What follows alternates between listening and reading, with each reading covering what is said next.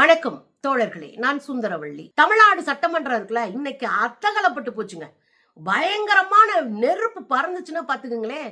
மொத்த தக்கூஸ் கூட்டம் இருக்குல்ல, அமைச்சர்கள்லாம் தெரியல, 4 தக்கூஸ், அது மொத்தமா எந்திரிச்சு கேள்வி கேக்குது, கேள்வி பண்ணுது, ஊன்னு சவுண்ட கொடுக்குது.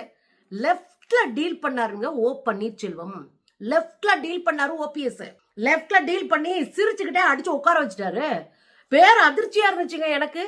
இன்னொரு பக்கம் முத்துராஜா என்கிற டாக்டர் அவரு எம்பிபிஎஸ் படிச்சவரு, எம்எல்ஏவா இருக்கிறாரு. அவரு ஆர்எஸ்எஸ் சங்கியான நிர்மல் குமாரையும் நெஞ்சில ஏறி மிதிச்சிருக்காரு.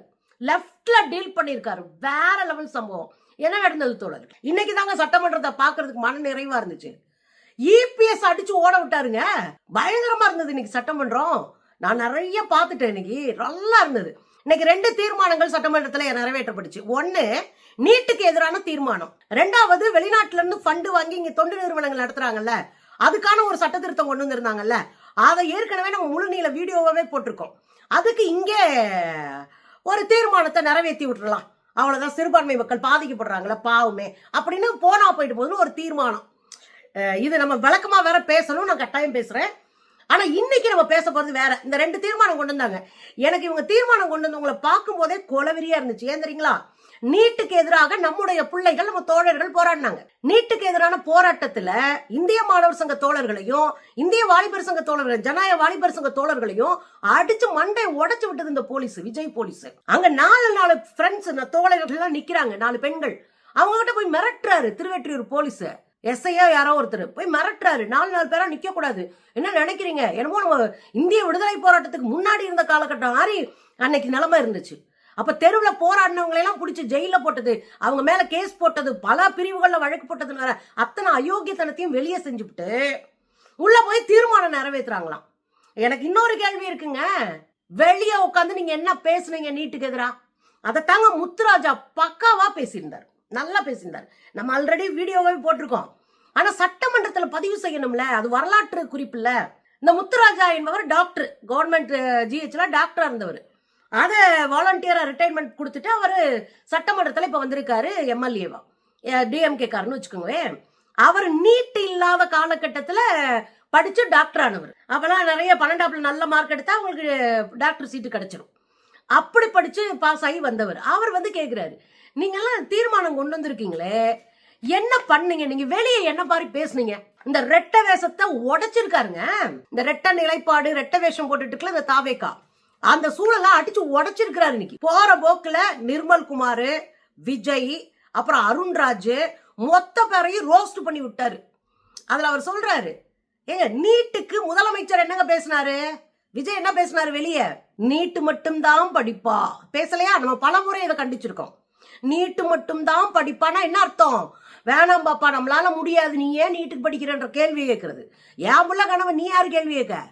அது இருக்குல்ல, அந்த கேள்வியை நம்ம பலமுறை கேட்டோம். அதான் அங்க பேசுறாரு, நீட்டு மட்டும்தான் படிப்பான்னு முதலமைச்சர் ஆகிறதுக்கு முன்னாடி விஜய் மேடையில பேசியிருக்கிறாரு. அருண்ராஜ் அதவே தான் வழிமொழிந்தாரு, நீட்டு மட்டும் தான் படிப்பா, நமக்கு வேற படிப்பே இல்லையா அப்படின்னு உருட்டி விட்டாரு. ஆனா நிர்மல் குமார் இன்னும் ஒருபடி மேல போய் ஆர்எஸ்எஸ் சங்க பரிவார் கும்பலினுடைய குலக்கல்வி திட்டத்தை நம்ம மேல நீட்டுக்கான எதிர்வினையா திணிச்சாரு. அதை நம்ம கண்டிச்சிருக்கோம்.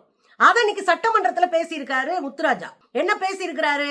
இங்கே ஆர்எஸ்எஸ் வளர்ந்தவரான நிர்மல் குமார் ஆர்எஸ்எஸ் குலக்கல்வி திட்டத்தை இங்க கொண்டு வந்தாரு. அதான உண்மை.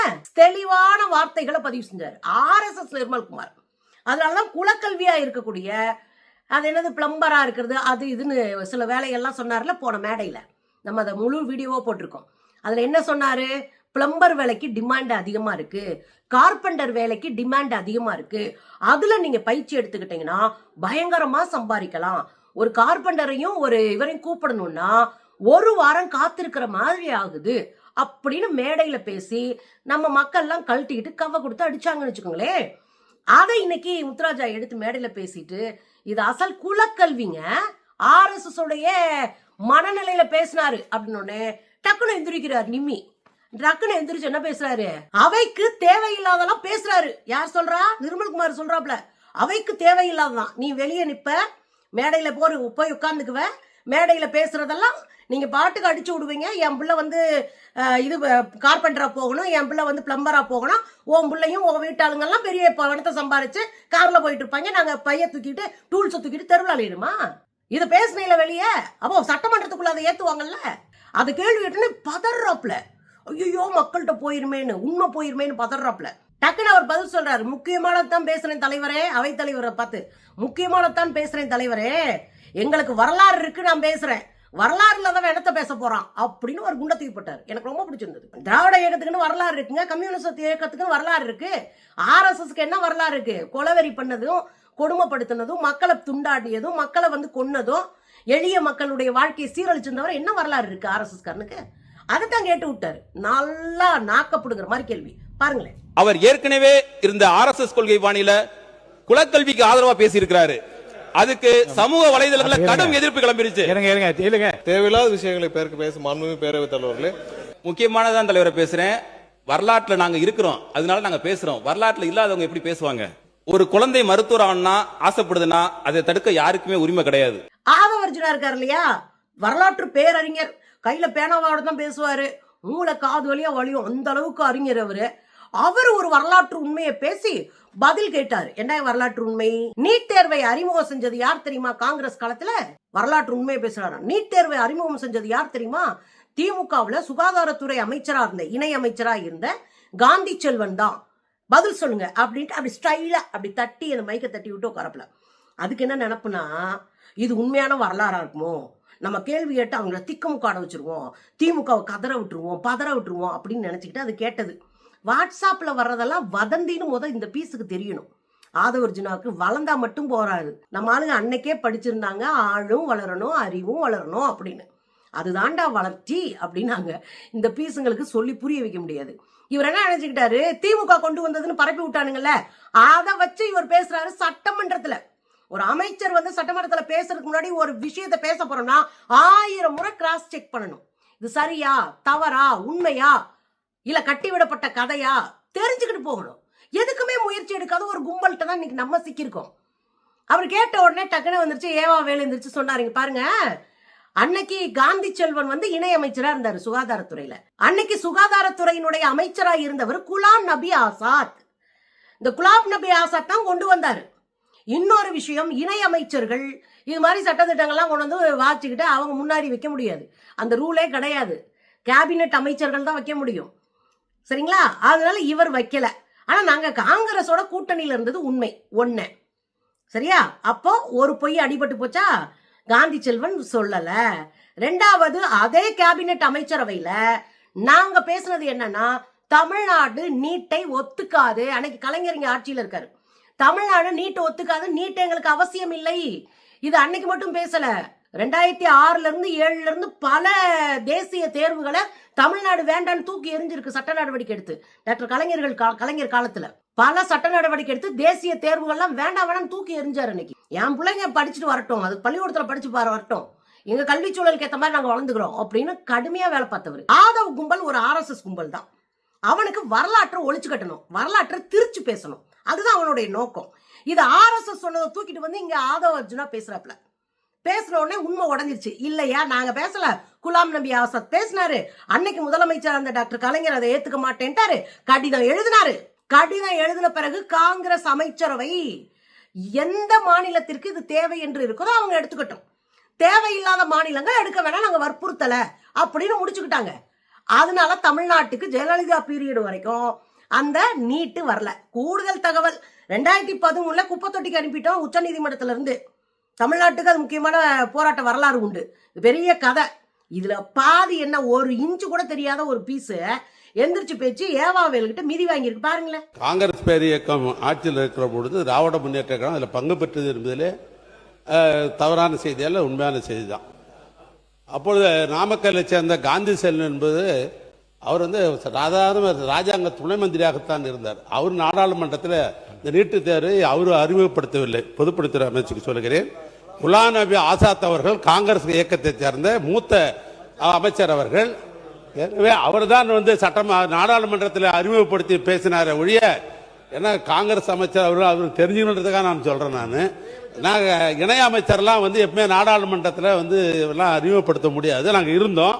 ஆனால் அதே நேரத்தில் கேபினெட்டில் வந்து நாங்கள் தமிழ்நாட்டில் இந்த நீட்டுத் தேர்வை நாங்கள் ஏற்றுக்கொள்ள மாட்டோம் என்று தமிழ்நாட்டு முதலமைச்சராக இருக்கிற கலைஞர் சொன்ன கருத்தையும் அந்த கேபினெட்டில் சொல்லப்பட்டது மட்டுமல்ல, அப்பொழுது முதலமைச்சராக இருந்த கலைஞர் அவர்கள் கடிதமே எழுதினார். என்ன எழுதினார்னா, தமிழ்நாட்டுக்கு நீட்டு ஒத்து வராது, நாங்கள் இங்கே அறிமுகப்படுத்த மாட்டோம், ஏற்றுக்கொள்ள மாட்டோம் என்று சொன்னார்கள். அவரும் உத்தரவாதம் கொடுத்தாங்க, நாங்கள் தமிழ்நாட்டில் நாங்கள் நிறைவேற்ற மாட்டோம், ஏற்றுக்கொள்ளுகிற மாநிலத்தை அவங்க ஏற்றுக்கொள்ளட்டும் என்று சொன்னார்கள். அதனால தான் தடை இருந்தது. அவர் இருக்கும் போது தடை இருந்தது. அதற்கு பின்னால் ஆண்ட அம்மையார் அவர் காலத்திலும் நீட்டு தேர்வுங்க நுழையல. அதுதான் வரலாறு. இன்னைக்கு எனக்கு ரொம்ப ஜாலியா பிடிச்சிருந்தது என்ன அப்படின்னா, ஓபிஎஸ் சம்பவம். நான் அவரை ஃபிளைட்ல பார்த்திருக்கேன், நேரா பார்த்திருக்கேன். ரொம்ப அமைதியா அவர் மெதுவா நடந்துகிட்டா, வயசானவர்ல மெதுவா நடந்துட்டு அப்படிதான் இருப்பாரு, பார்த்திருக்கேன். இவர் என்னையா பண்ணுவாரு அப்படின்னு யோசிச்சிருக்கேன். ஆனா இன்னைக்கு தான் தெரிஞ்சிச்சு, சிரிச்சுக்கிட்டே சம்பவம் பண்ணி விட்டாருங்க. மொத்த குரூப்பும் இவரை போட்டு அட்டாக் பண்ணுது. அதுல யார் யாருன்றீங்க? ஒரு பக்கம் செங்கோட்டையன், இன்னொரு பக்கம் கல்வி அமைச்சர் ராஜ்மோகன், இன்னொரு பக்கம் ஆதவர்ஜுனா. ஆளுக்கால் சுத்து போட்டு அடிக்க வர்றானுங்க. என்னன்னா, சட்டப்பையில ஸ்டாலின் படம் வச்சு உட்காந்துருக்காரு. யாரு? இவர் நம்ம ஓபிஎஸ். ஸ்டாலின் ஐயா படத்தை வச்சுட்டு உட்கார்ந்த உடனே அதை வச்சுதாங்க அவ்வளவு வேலையும் பாக்குறாங்க. அம்போட்டு ஓடிக்கிட்டு இருந்துச்சு. அதை பத்தி எல்லாம் பேசுறதுக்கு ஆள் கிடையாது. ஆனா இந்த குரூப் இந்த படத்தை வச்சு எதிராப்புல உட்கார்ந்து இருக்காருல, கடுப்புல காண்டாயி கத்துறாங்க. செங்கோட்டையன் கேக்குறாரு, நீங்க இடம் மாறி இருக்கலாம், ஏன்னா நீங்க திமுகவுக்கு போயிட்டீங்க, நீங்க இடம் மாறி இருக்கலாம், பரவாயில்லை, அதற்காக துதிபாட வேண்டிய அவசியம் இல்லை. இது பெரிய வார்த்தைங்க. ஆனா சிரிச்சுக்கிட்டே போனாரு ஓபிஎஸ். துதிபாட வேண்டிய அவசியம் இல்லை, நீங்க இடம் மாறிட்டீங்க, அதுக்காக துதியெல்லாம் பாடாதீங்க. யார் சொன்னா? செங்கோட்டையன். உடனே நம்மால் பேசுறாரு, ஏங்க அந்த இடத்துக்கு மாறி போனதே இவர் தானே. செங்கோட்டையன் தானே கட்சி மாறினாரு வேற கட்சிக்கு. அதுக்கப்புறம் தானே ஒவ்வொரு ஆளா வேற வேற கட்சிக்கு போனாங்க. அதை செஞ்சவரை இவர் தானங்க, செங்கோட்டையன் தானங்க அப்படின்னு ஒரு குண்டை தூக்கி போட்டாரு. பாருங்களேன். படத்தை காட்சி ஏமாற்றுகின்ற பழக்கம் எங்களுக்கு இல்லை என்று தெரிவித்துள்ளேன். நீங்கள் இடம் மாறி இருக்கிறீர்கள், பரவாயில்லை, அதற்காக இவ்வளவு துதிபாட வேண்டிய அவசியம் இல்லை.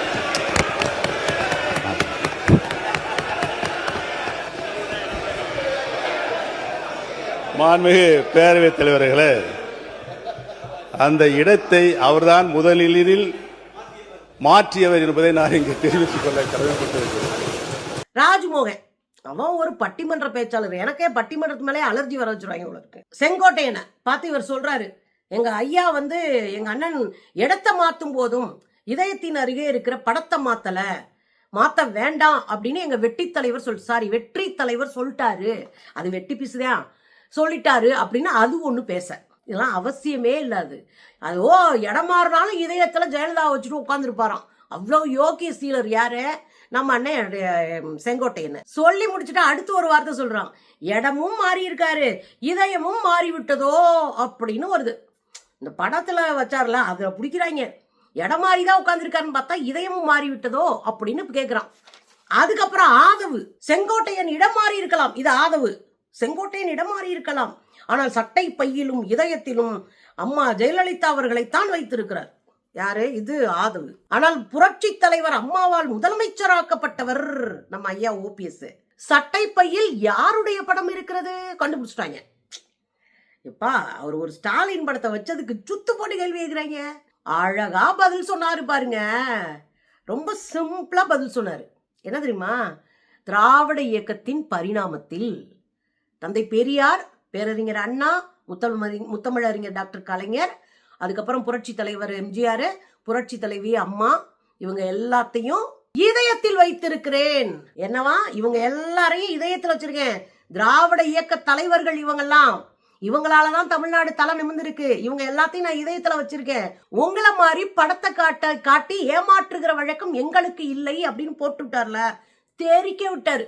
எல்லாரும் கைதட்டி பரபரப்பாக்கி விட்டுச்சு. பாருங்களேன். எங்களுடைய இதயத்தில் நிலையாக வைத்திருக்கிறோம். திராவிட இயக்கத்தினுடைய பரிணாம வளர்ச்சியாக பேரறிஞர் பெருந்தகை தந்தை பெரியார், பேரறிஞர் அண்ணா, முத்தமிழறிஞர் கலைஞர், புரட்சி தலைவர் மக்கள் தலைவர் எம்ஜிஆர், மாண்புமிகு நல்லாட்சி நடத்திய அம்மா அவர்கள், இவர்களை எல்லாம் எங்கள் இதயங்களிலே நாங்கள் என்றைக்கும் எங்களுடைய கடைசி காலம் வரை வைத்திருப்போம் என்பதை தெரிவித்துக் கொள்கிறேன். படத்தை காட்சி ஏமாற்றுகின்ற பழக்கம் எங்களுக்கு இல்லை என்று தெரிவித்துக் கொள்கிறேன். எனக்கு தெரிஞ்சுங்க, இன்னைக்கு தாங்க அடிச்சு ஓட விடுற விவாதம், தெரிக்க விடுற விவாதம் சூப்பரா இருந்தது. ஆளும் பேருமா வச்சு அடிச்சாங்க.